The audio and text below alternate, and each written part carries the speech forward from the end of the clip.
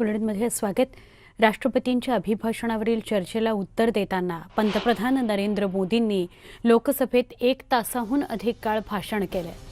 या भाषणामध्ये त्यांनी काँग्रेसवर आरोपांचा भडीमार केला। मेक इन इंडियाची अडचण वाटत असल्याने विरोधक सातत्याने त्यावर टीका करतात असा आरोप त्यांनी केला। संरक्षण क्षेत्रात आत्मनिर्भर बनलं पाहिजे तरच आपण देशाचं संरक्षण करू शकू असं मोदी म्हणाले। काँग्रेसला महागाईची चिंता आहे, यूपीए सरकारच्या काळात का नव्हती असा सवालही त्यांनी विचारला।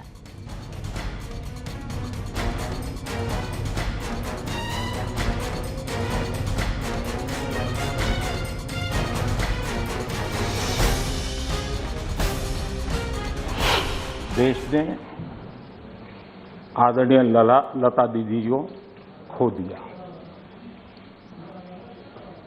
इतने लंबे काल तक जिनकी आवाज ने देश को मोहित किया, देश को प्रेरित भी किया, देश को भावनाओं से भर दिया और एक अहर्निश सांस्कृतिक धरोहर को मजबूत करते हुए और देश की एकता को भी करीब करीब 36 भाषाओं में उन्होंने गाया।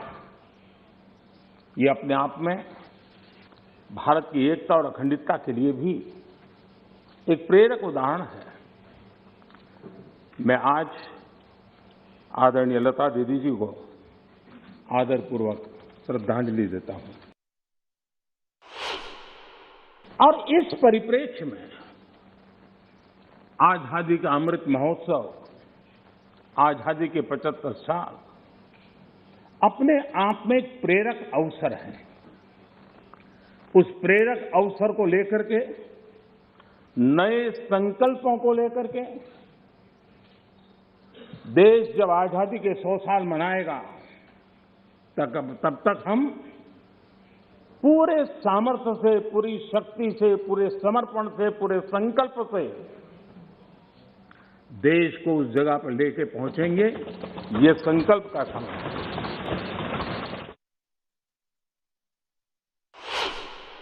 प्रधानमंत्री आवास योजना, गरीबों को रहने के लिए घर हो, ये कार्यक्रम तो लंबे समय से चला है, लेकिन जो गति, जो व्यापकता, विशालता, विविधता उसने उसमें स्थान पाया, उसके कारण आज गरीब का घर भी लाखों से भी ज्यादा कीमत का बन रहा है। और एक प्रकार से जो भी पक्का घर पाता है वो गरीब आज लखपति की श्रेणी में भी आ जाता है। आए दिन आप लोग औरों को नीचा दिखाने के लिए महात्मा गांधी का नाम लेते हैं। महात्मा गांधी की स्वदेशी की बात, इसको बार बार दोहराने में हमें कौन रोकता है? अगर मोदी वोकल फॉर लोकल कहता है, मोदी ने कहा इसलिए शब्दों को छोड़ दो भाई, लेकिन क्या आप नहीं चाहते हैं देश आत्मनिर्भर बने?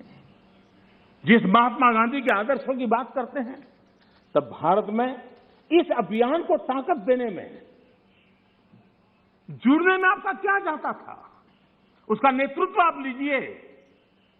महात्मा गांधी जी के स्वदेश के निर्णय को आगे बढ़ाइए, देश का भला होगा। और हो सकता है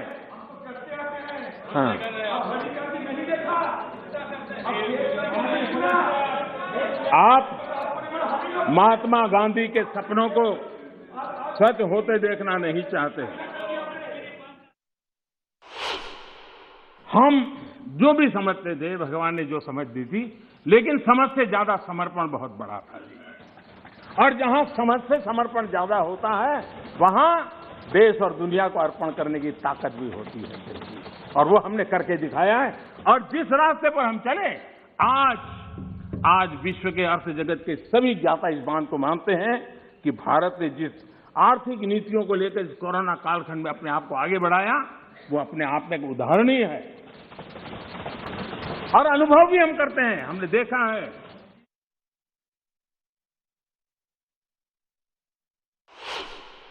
भारत आज दुनिया की, माननीय अध्यक्ष जी, भारत आज दुनिया की जो बड़ी इकोनॉमीज है उसमें सबसे तेजी से विकसित हो रही बड़ी अर्थव्यवस्था है। माननीय अध्यक्ष जी, इस कोरोना कालखंड में भी हमारे किसानों ने रिकॉर्ड पैदावार की, सरकार ने रिकॉर्ड खरीदी की। दुनिया के अनेक देशों में जहां खाने का संकट पैदा हुआ, और आपको पता होगा 100 साल पहले जो आपदा आई थी उसके जो रिपोर्ट है उसमें ये बात कही गई है कि बीमारी से मरने वालों की जैसी तादाद है वैसी भूख से मरने वालों की भी बड़ी तादाद है। उस समय के 100 साल पहले की रिपोर्ट में है। इस देश ने किसी को भूख से मरने नहीं दिया। 80 करोड़ से अधिक देशवासियों को मुफ्त राशन उपलब्ध कराया और आज भी करा रहे हैं। पहली लहर के दौरान देश जब पर्याप्त अवसर दिया था, लॉकडाउन का पालन कर रहा था, जब WHO दुनिया भर के लोगों को सलाह देता था, सारे हेल्थ एक्सपर्ट कह रहे थे कि जो जहां है वहीं पर रुके। सारी दुनिया में ये संदेश दिया जाता था, क्योंकि मनुष्य जहां जाएगा, अगर वो कोरोना से संक्रमित है तो कोरोना सांस ले जाएगा। सब कांग्रेस के लोगों ने क्या किया, मुंबई के रेलवे स्टेशन पर खड़े रह करके मुंबई छोड़कर जाने के लिए प्रोत्साहित करने के लिए मुंबई में श्रमिकों को टिकट दिया गया, मुफ्त में टिकट दिया गया, लोगों को प्रेरित किया गया कि जाओ महाराष्ट्र में हमारे पर जो बोझ है वो जरा कम हो, और जाओ तुम उत्तर प्रदेश के हो, तुम बिहार के हो, जाओ वहां कोरोना फैलाओ। आपने ये बहुत बड़ा पाप किया, अफरा तफरी का माहौल खड़ा कर दिया। आपने हमारे श्रमिक भाइयों बहनों को अनेक परेशानियों में धकेल दिया।